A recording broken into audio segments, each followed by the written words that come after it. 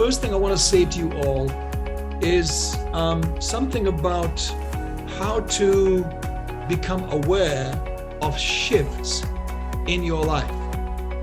I spent a lot of time amongst humans over decades who seem to be utterly oblivious to the presence of a shift in their life that is trying to get their attention, that is imminent often, and they lack enough self-awareness, general awareness, lack enough connection with themselves to interpret rightly a lot of these things that happen that are forerunners to a shift. And one of the reasons why we don't understand the nature of a shift warning is because they often come framed and feel negative. And coming from a church background, like I did, and many of you have, we were taught to be suspicious of negative emotions and thoughts. And we were taught to fix them and get free of them and have more faith and pray more and do more and shabba do more, whatever we were told to do. And we did all that and nothing freaking worked. So I think I have revised my whole approach to all of that years ago now to learn to pay attention. I want you guys to learn to pay attention. And there's been a lot of this happened in the pandemic, by the way, to fundamental shifts that are taking place inside us. And what it will take the form of is an ongoing sense of internal dissonance and disturbance and discomfort and a disruption, a sense of plateauing in your life, a sense of feeling unfulfilled in things that you were previously fulfilled in, a sense of boredom even and disinterest, all things that when I felt them, I was advised to take a sabbatical because it was burnout. And you take a sabbatical and you come back and it's all still there. And so I've learned to pay attention to this. And I'm just saying this up front because these things have been part of my life for the last 2 years or so.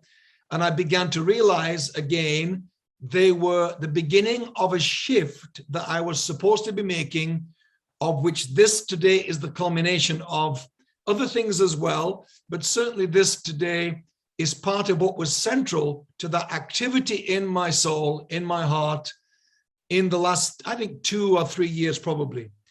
And so I want to say to you all, whenever you go through any prolonged mental, emotional discomfort in any area of your life, it is trying to get your attention. It isn't to be concreted over and shouted down, medicated or ignored, or distracted away or avoided. It is your soul trying to say to you, hey, something exciting is up ahead, even if what you feel is not exciting and seems to have no bearing on a good outcome. So we don't pay attention to it. We just try to get rid of it because we are raised, certainly in the West, in a society that is addicted to happiness. Anything that doesn't feel like happiness must be somehow shoved to the margins, and we do things then to get happy again. You will not learn from happy feelings and positive emotions anywhere near what you will learn from negative stuff. We do not learn in comfort. We learn in discomfort. And so that's what I'm describing here. Has been going on for me for the last couple of years. Many of you too, because you tell me about it. And I'm just encouraging you to pay attention to it and interpret it well, because it's all leading to some kind of shift in your life, in some area of your life. So I've been feeling this that I'm describing to you now for a couple of years at least. As I've been saying on social media recently, I feel that social media has become more rented space. It always has been, but I've become more aware of the nature of social media being rented space, not owned space.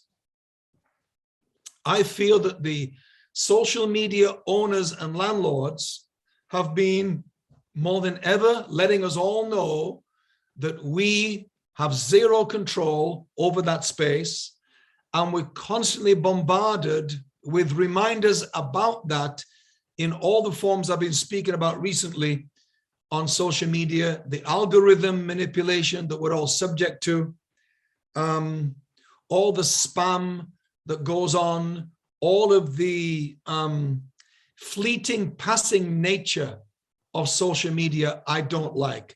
You may pour your heart and soul into a post and it's just scrolled by and lost in the feed, within a few minutes, if not hours. And I get that's the nature of the game. I get that.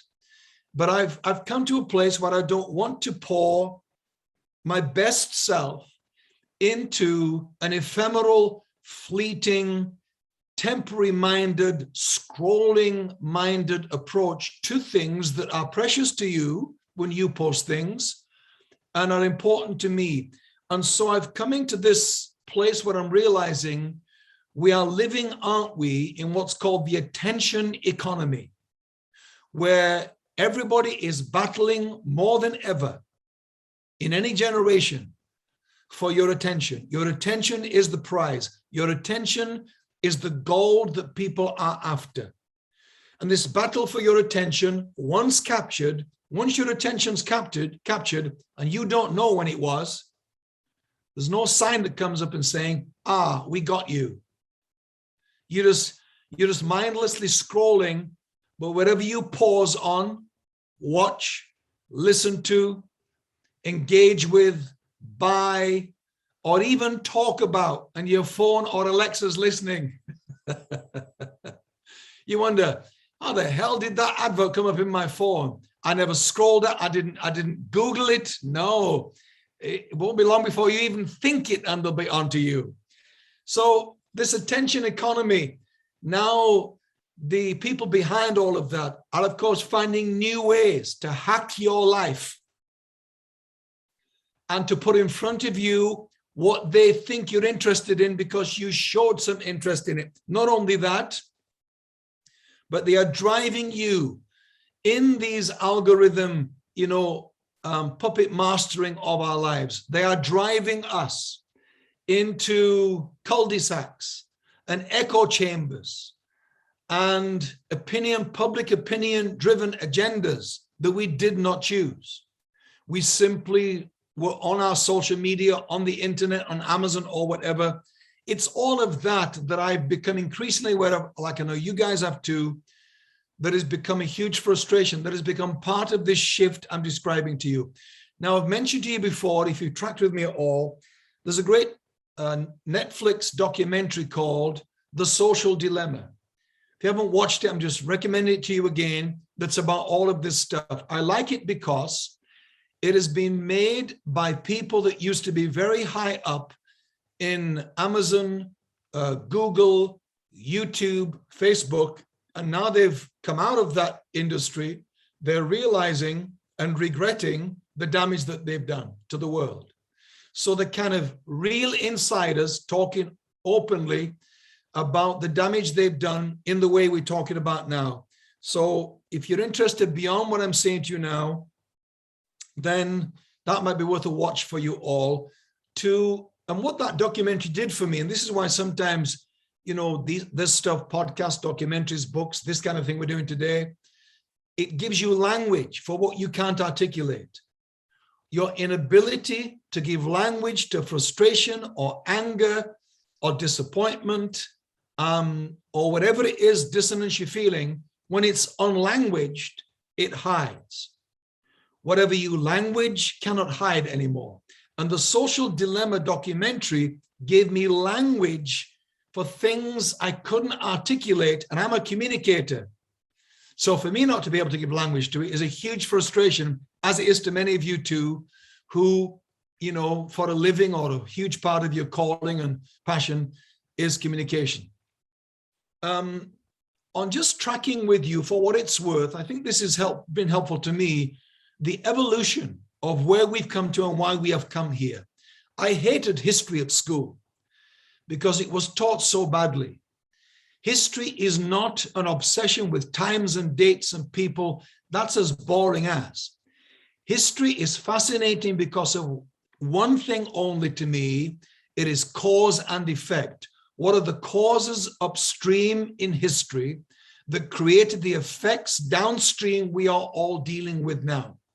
That I find fascinating, because if we want to change outcomes, we have to create new causes that breed new effects, perhaps generations from now.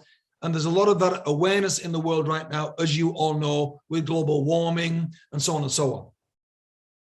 So let me go back to, I think, up to the 1970s, and I'm only speaking to a certain age group on here now, I know, but going up to the 1970s, the media, as it was called, media was dominated by just three things: newspapers, what happened to them, TV, and radio. That was really it.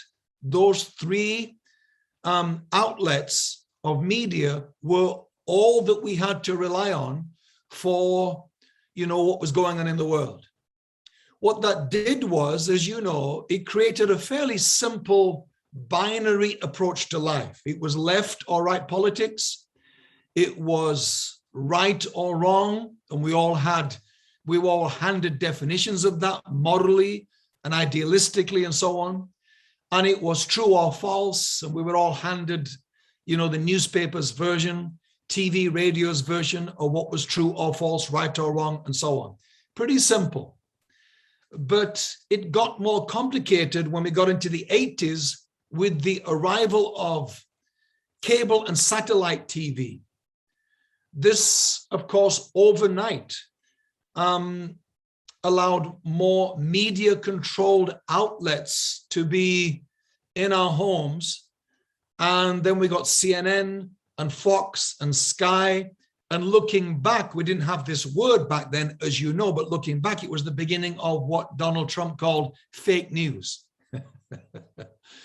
When we started to have this avalanche of cable satellite media outlets.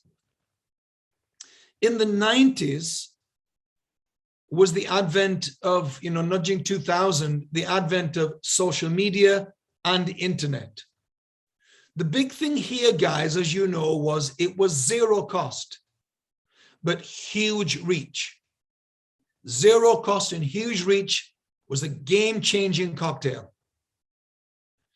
And then we began to get bombarded, literally, with millions and millions of opinions and ideas and ideologies and alternative realities, often all about the same thing. And it was no longer left or right or wrong or true or false.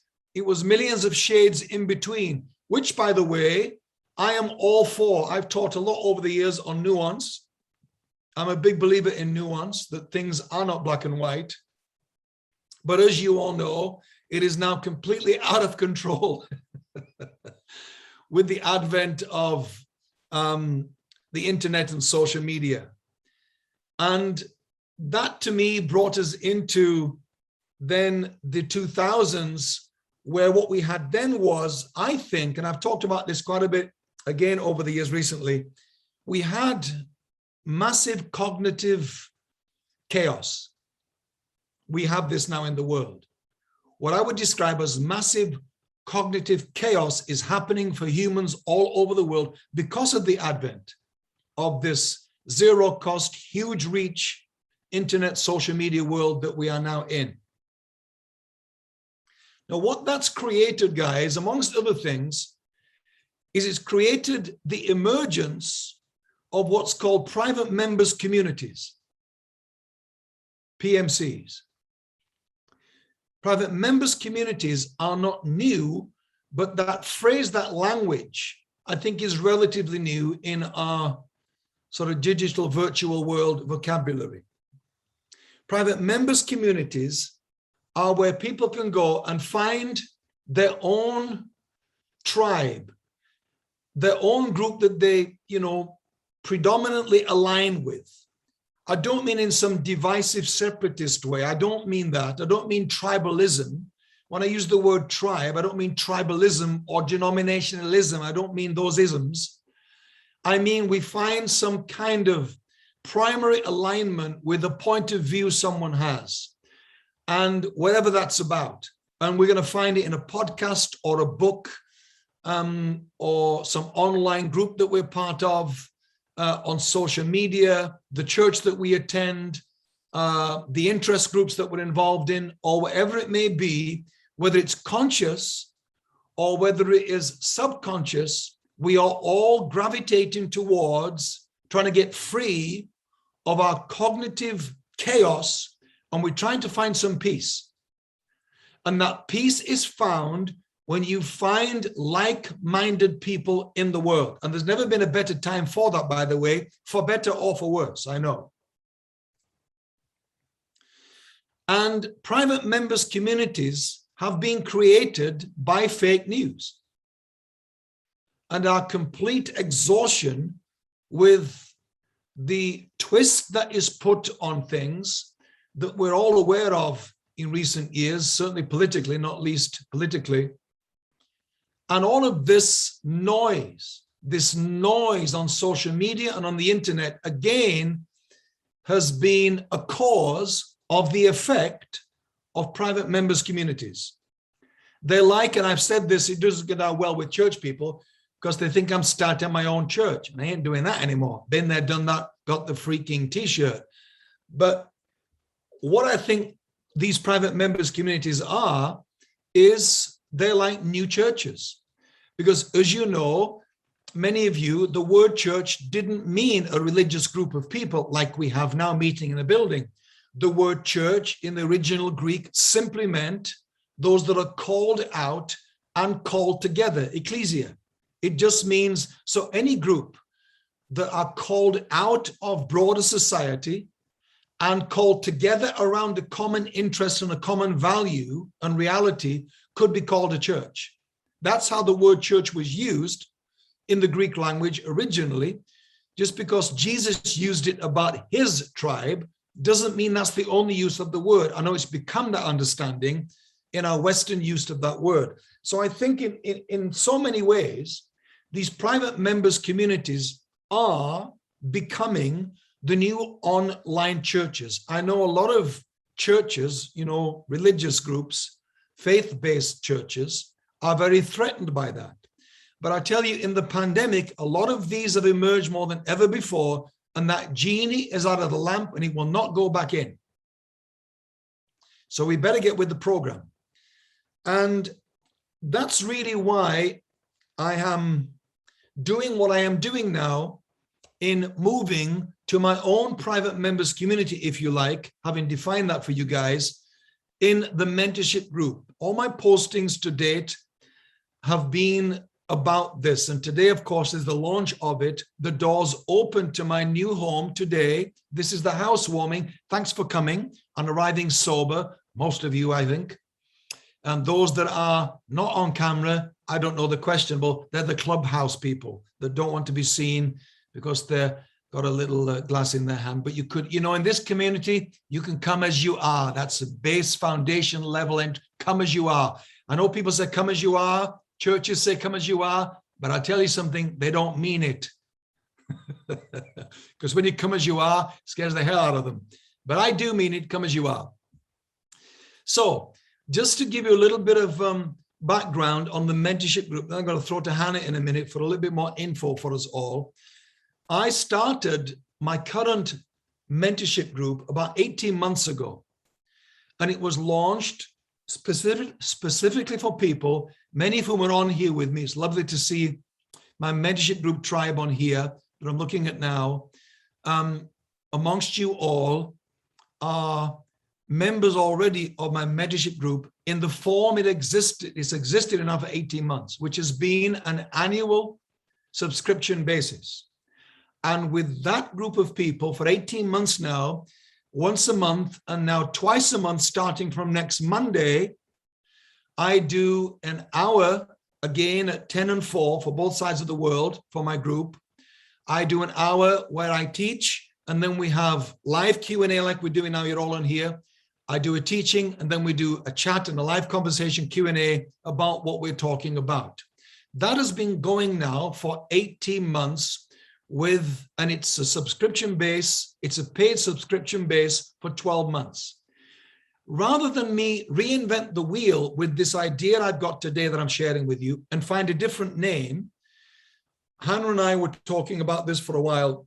Why don't we just use the same name, the mentorship group, explain to the current members of the existing one, which I did privately with them all recently, explain to them all, we're going to use this name and we're going to widen our doors, if you like, to invite everyone in, but not to the level they're in.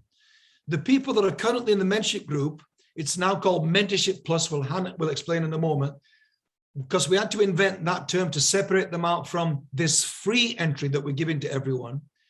And this higher level of involvement with me, Mentorship Plus, is of course an option to you all if you want to know more about that. Hannah will say a bit about that in a moment, but we're not here today trying to sell anything.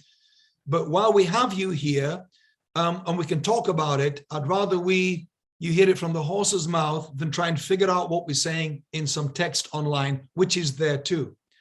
So what I'm wanting to do is I am going to a large degree, disappear from social media. I've been warning people, and they're going to find out from today, I ain't going to be there much. I'm going to be posting far less, and my posts on social media will be more generic. I'm not going to be pouring my most progressive, intentional, thoughtful, careful postings and thoughts and ideas into, for me, over 100,000 people on social media that follow me. I don't know how many of them even care about what I post. I don't know how many of them my voice matters to, or I'm just a scroll by guy. Many of them, as I've said on social media, come for content. I get that. But I think people stay for community. They look for content, but they stay for community. And I want to look for those that want to stay with me. When I was pastoring in the church, and I've posted in this analogy recently, this metaphor, I knew that there was a crowd of thousands of people attending our church. But I knew amongst that crowd were a core of people that were the backbone of everything that we did. And I constantly wanted to find out who were those people and who were becoming those people. And so I've come to that now with the crowd on social media. I'm looking for who are the core people that to whom my voice really matters. I think it's a stage of life for me, guys. I don't know if you can understand this. I'm moving much more into legacy in my life, to fathering, to mentoring, and to having that kind of input. And I don't want to do that with people that don't care. I want to pour myself out in these years I have left in my life. I'm 64 now. This is the best version of me, by the way, I've ever been. Don't think you missed out on the best me. This is it. You are going to join me at the best version of me I have ever been. I promise you that. The work I have done in my life, especially the last 20 years, guys, my mentorship group know this because we talk about this a lot. This opportunity is coming at the best version of me, the most conscious, self-aware version of me I have ever been. That's why I'm thrilled to be doing it now. So inviting you to move with me, I couldn't be more confident in the timing of it because of the version of me that's inviting you to do that. So if my voice has mattered to you consistently now, I think that's what I'm saying, not on odd content that I posted that you liked. I think if my content at all has consistently been helpful to you, I think that's the word I want to major on, then you are my tribe.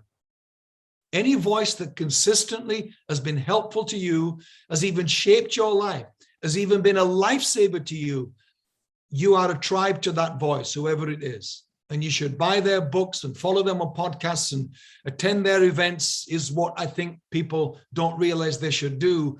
But when someone is helpful to you consistently, then what you're realizing is, or you're not realizing, this is not a passing voice in my life. This voice is a keeper. This is the voice that consistently seems to give the language of my life I cannot find for myself. These are keepers. So if my voice at all is that to you, then I'm inviting you to migrate with me to my new community called the Mentorship Group. It's free. Let me say that again. We get asked still consistently. It's free. People can't believe it's free. It's free. Now, the higher levels that you can involve in if you want, the higher levels of those are not free. That's the Mentorship Plus group. But there are, I'm going to tell you now, Hannah will come in a minute. I'm just telling you now, at the base level, and that word base isn't derogatory. You know, finding language for this is a nightmare, guys. You know, do we call it gold, silver, platinum, bronze? What do we call it? Base level is just the free entry level that we try to find language for all of you to dive in and join us in this new community. And there is so much stuff we've already put there for you all. Every single day from now on, I will be posting there. I won't be doing that every day on social media, but on here in the Mentorship Group, it will be daily posting from me. This is the thing I'm finding. Once I've decided to create the community with my core people, I am becoming a different version of me in this space because I suddenly feel this matters to these people. I know it's mattered to you already in the social media feed, but I don't know who you are. You're in there somewhere. But now I know everybody in this new community, it matters to you to be there. Nobody's going to drift into this community because we're going to ask all of you to do a bit of form filling in. I hate that term, even though what it, you know, that language, but it's a little bit of, it's a few minutes of you answering a few questions, reading the code of conduct on there when you get into that community, because we want good neighbors on there. We don't want, you know, to have neighborhood watch from day one because the crooks moved in. Don't want the tone of the neighborhood lowered. We say come as you are, but we don't mean the vandals and criminals. So we're asking you to do a little bit of reading and filling in a few things because we want to get to know you. And listen, if what I just said in that little bit of, you know, filling in a form online puts you off, you are not my tribe. It's kind of bare minimum stuff, but it means that there's a little bit of a filter between you and moving house. It's a little bit of work you have to do. And I like that. I like that you have to be intentional enough to do that and fill that little bit of paperwork in so we can get to know you and then enter into the new community with us. So don't be put off by that. I think it's a great little buffer between us and people that are interested who find that too exhausting. Well, you're not who we're looking for then. If you've been with me for any length of time, and these four areas, these four truths and pillars, if you like, that have been fascinating to me for a long time are going to be forming the framework of where I pour myself in this new community. And they are communication, because as you know, that's been a huge passion of my life and many of yours too, for a long time now. Communication, leadership, again, a huge passion of my life. And I think with leadership, well, all these things, but certainly with leadership, I'm so aware of even my daily upgrading of my thinking on that and the use of that word around the world. And I need to stay present in our awareness of these definitions, because again, there are so many realities out there about that word. So leadership will be something I will be, of course, keep focusing on with you all. Then spirituality is the third area. I'm using that word because I've realized that we are, guys, we are in a spiritually minded world. We're not in a religious world or a faith-based world. That's the old days. I know the church aren't getting that memo, by the way. People want to be spiritual. They do not want religion. Religion is organized spirituality. Religion is controlled spirituality, and people do not want that. So I'll be speaking about spirituality that includes religion and includes faith-based things. And I'll be speaking finally about self-education. Self-education. I've called it before self-improvement, self-development, personal development, but self-education, I like this term because the education you do for yourself is the most important, is what I think I've come to realize. You are your own best, most important educator. So self-education, I'm not here to be your guru. I'm here to empower you, to give away what I know. I'm here to help you find what's in your heart, get out what's in you.